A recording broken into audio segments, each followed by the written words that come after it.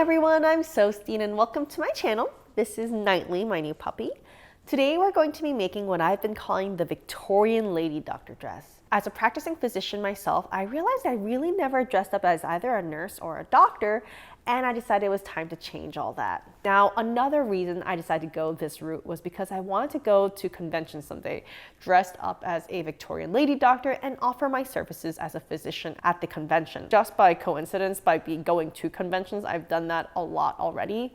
At large conventions with thousands of people, people inevitably have heart attacks, strokes, seizures, faint, etc. And there are many times where I've heard, "Oh my God, is there a doctor here?" And I've gone running. In honor of those times, I decided to dress up as one. Also, as an accessory, I want to get an old-fashioned doctor's bag and fill it with Tylenol, ibuprofen, bandages, and offer them to people who want or need one. You know, not actually like doing prescriptions, but just, helping out where people want it. Hi guys, Editing Steen here. I just wanted to clarify something. I'm not actually going to be cosplaying any one Victorian physician, but I wanted to sort of take their photographs and what they look like and what they actually wore as a launching off point for my own costume. So again, this is not going to be an exact cosplay. This is going to be sort of like just like a launching off point and like a sort of an inspiration board, because all of these women are incredible and they have done so much to expand knowledge and get women into the field of medicine. So with that in mind, I started to do some research. For those of you in the US, the first female to become a physician that we talk about is generally Elizabeth Blackwell, who became the first woman to graduate medical school in the United States in 1849. Her journey is incredible and her story is full of empathy and just general good medicine and caring. I could have gone ahead and made a dress that she wore, but honestly, part of me was just itching to do another 1880s dress since I'm just such a huge fan of bustle gowns. Alas, I have yet to find a picture of her wearing a bustle gown. She's generally shown in 1860s gowns, which I personally don't find as flattering for me personally. I'm 5'0", and those big skirts, they just don't really do much for me. And while I was researching female doctors, I came across this photo of Elizabeth Garrett Anderson, who was actually mentored by Elizabeth Blackwell. She was the first female doctor in the UK, and she was also a doctor, a wife, and a mother. And I just loved how she used a loophole in the UK to become a doctor in 1865. Since she was refused admittance to the medical school, she became a physician through a side door through the Worshipful Society of Apothecaries. I just love her suit. She looks so smart and clean and crisp and stylish, fashionable yet feminine, with the touches of what make a suit so masculine, professional, and respectable. It was just like the perfect Victorian doctor suit. It made me think of what Brooks Brothers would make if they made an 1880s bustle dress, which I love it. So I decided to go for something like this. So I first started out by drawing out my idea. In the original photograph, you'll notice that she's wearing this beautiful jacket, and underneath there is a waistcoat of striped silk that has this really cool draping on it. I love it, but at the same time, I really just wanted a more typical V-necked waistcoat in a matching wool. So I decided to start with the wool one since that was the one I had imagined for myself from the start, but I did buy some beautiful black and white striped silk with some delicious crossbar action for a someday waistcoat, and I'll make it someday, but I am gonna start with this waistcoat design. Now that I have an idea and a plan, I went to bed for a good night's sleep before starting the project. And I just want to take a moment to thank today's sponsor, Brooklinen, for a great night's sleep. So for those of you who have been following with this channel at all, you know that I basically use only two fabrics, heavy duty silk Duchess and a ton of linen. And I basically wear linen for every single day dress. And it's because linen is so soft and it's so good at wicking away sweat and keeping you cool. Because that's literally what the plant fiber does. It absorbs water as best it can. And that's what linen does as a fiber when you wear it. So when I found a set of linen sheets, I jumped all over this opportunity. Right out of the box, I could tell that these 100% luxurious linen sheets were going to be comfortable. They were so soft, and you could just see it from the way it moves. I put the linen sheets in my bedroom first since my husband is a sweater and I knew that he would love the magical ability for linen to keep people cool all night. But honestly, I love these so much. I love all the different colors and patterns they have to choose from, which are so wonderfully sophisticated and classy. All of them would go perfectly with my bedroom. Usually linen sheets cost an insanely high premium, especially at this quality, but Brooklinen makes their sheet affordable by cutting out the middleman and selling directly to you. Right now, Brooklinen is offering my viewers a special discount of $20 off any order of $100. Just click the link below and use code SOSTEAM. Thank you again, Brooklinen, for supporting my channel and making awesomely comfortable sheets. Now, to start with this gown, I suppose I could draft it, but for Victorian dresses, I always feel more comfortable working with a pattern and adjusting it. I wanted to start with a pattern for something that looks similar to my drawing so I wouldn't have to change it too much. I honestly looked at about 100. Finally, I picked this one by Ageless Patterns to start out with. I knew it would take a lot of changing to make it what I wanted it to be, but I really liked the general shape, so I decided to go with that one. Especially since it was designed to go on top of a waistcoat, I thought it would be perfect. I first started out by cutting out the pattern pieces and then making a simple muslin.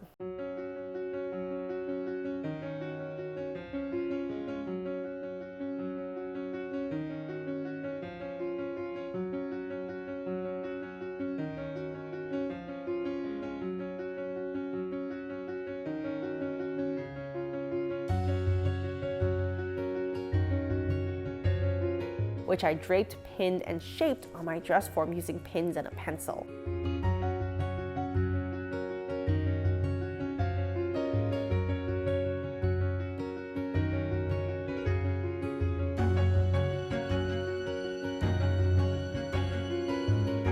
Now, the original jacket has a front piece that extends backwards.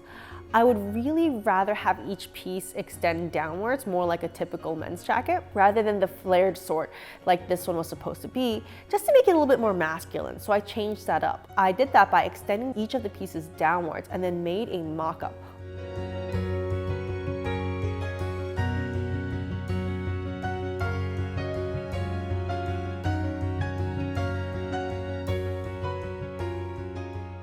My dress form was custom made for me by Duchess Forms while wearing a reproduction 1880s corset by Red Threaded. Since I designed the jacket to fit the dress form, I knew it would also fit me as well. One thing I wanted that the original jacket did not was have a collar in the front.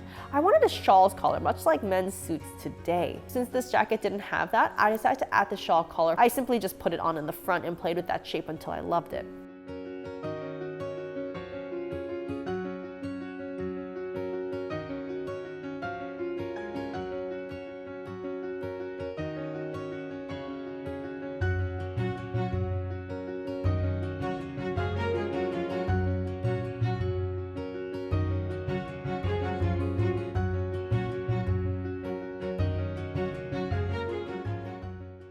I really love the shape of this one, so I knew that I had it.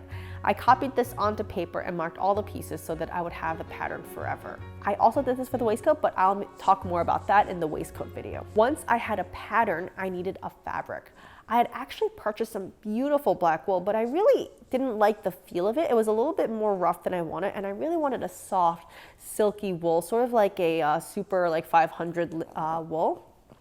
Hey puppy. So I spoke to my husband's tailor, Joseph Clefman of Bespoken Tailoring, who does some incredibly beautiful, stunning work, and he suggested some wool from Barrington Fabrics. I got some samples and I knew I was absolutely in love. I went ahead and bought 10 meters. Once I got that, I started the suit. To start, I cut out the wool using the pattern and also cut out a flat lining using a thin muslin, since I felt like this particular suit needed some but not too much body. So a thicker flat lining would be too thick, but this cotton felt just right. I flatlined all the pieces, ironing the wool and the cotton together, wrong sides together, and then sewing them on all sides using a longer stitch about 3/8 of an inch away from the edge. Once this was flatlined, I went ahead and started on the pad stitching. To do pad stitching, I got some gorgeous interfacing from Bias Bespoken and then cut out the piece without seam allowance. I pinned it to the fabric and stitched on the lines where I wanted it. I basted this on. Now, I usually start with the folded line and patch stitch this twice. There's some great videos out there that actually teach how to pad stitch, so I won't get into it too much here, but basically you get a needle and thread and stitch through the stabilizer to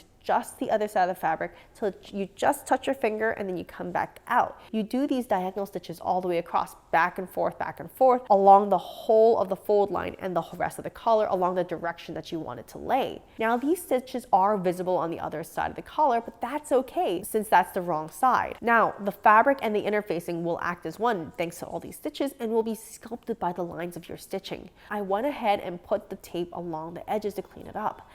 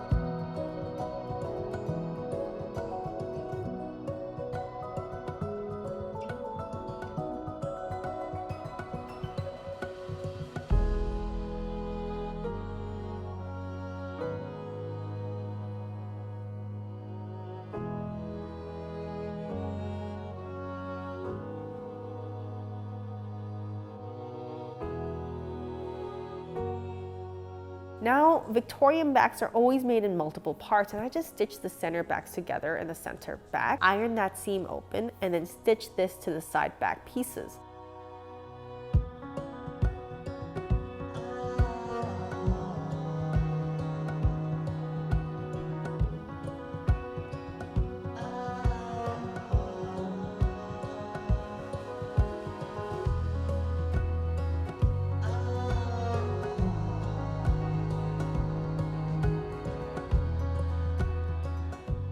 Then to the next side back pieces. I then stitch this to the front, including the collar.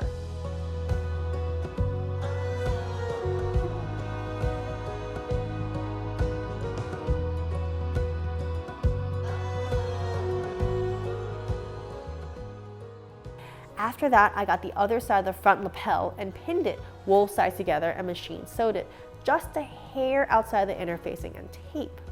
I then ironed it, turned it right side out, and there you go, a beautiful color.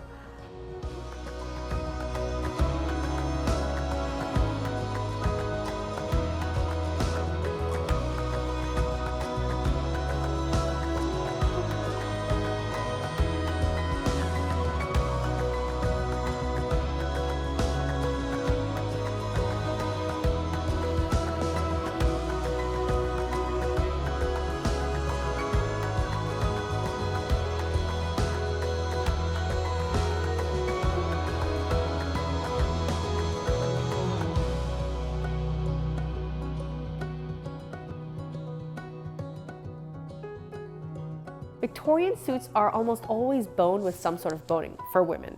I use a double folded bias tape as a casing, cutting the appropriate lengths and then sewing 1 inch shut. I then stitch this down on both sides by hand on all the seam lines. If you don't want to do it for every seam line, you can just do it on every other, but for the jacket, which is quite visible on the outside, I wanted it to be very clean and wrinkle free, so I did end up boning every single seam. Once the channels were sewn in, I then cut the bones out, rounded the edges, and added them to each channel, folded over the top and stitched that top down, and that would keep it in place. I personally prefer plastic boning over metal, which acts more like a synthetic whalebone. This synthetic whalebone is from Burnley and Trowbridge, and it actually is very soft and just kind of molds to your body shape, which is wonderful. Afterwards, I folded all the raw edges and ironed it flat, now this is the hem, and sewed it down by hand so that the stitches would not show at all on the outside. For the pleats over the bustle, I put the bustle on the dress form, pinned the jacket to the dress form, and then I pleated it back so that it fell in a manner that I felt was pleasing to the eye. Once I liked the pleats, I then pinned it in place and then stitched them down by hand. For the sleeves, I got a different sleeve pattern and just cut it out. Took it in a little to fit my own arms better and then sewed it together. This is also flat-lined.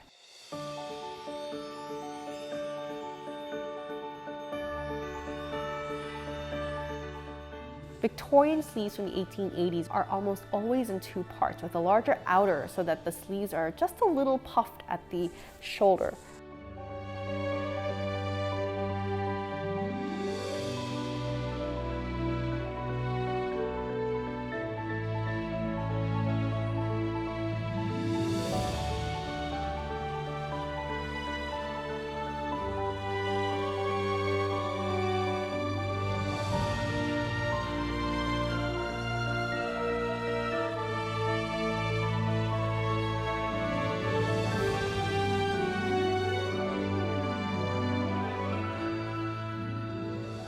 This is so lovely since it's really easy to put in. You just put it in along the bottom of the sleeve, matching it up to the armpit and about 3 inches forward and backwards exactly.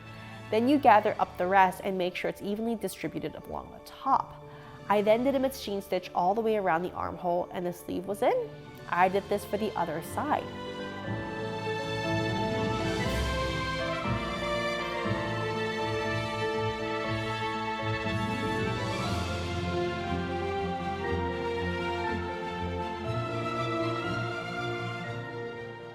I then hemmed the sleeve edge after trying it on and making sure the length was right. Finally, I put the buttons on the front and 3 on each sleeve using some strong buttonhole thread.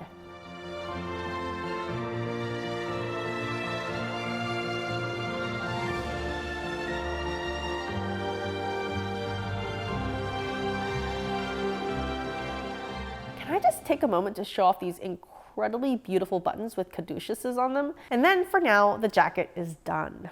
Now the dress still needs a waistcoat, an underskirt, and an overskirt. So I think this outfit will take a few more videos, but I think this is a natural stopping point, and I will show off how good this jacket is. So let's just do that and admire it for a moment. Thank you so much for watching. I'll be back in a few weeks' time with another installment of my Victorian Lady Doctor series. So please remember to subscribe and press the bell so you can get notifications. I am currently wearing an outfit by Gibson Girl Dress. I was going to get up and show it off, but I don't know if I can ever move again. This is Mr. Knightley. He is my new puppy. And don't worry, my other two puppies are perfectly safe and sound.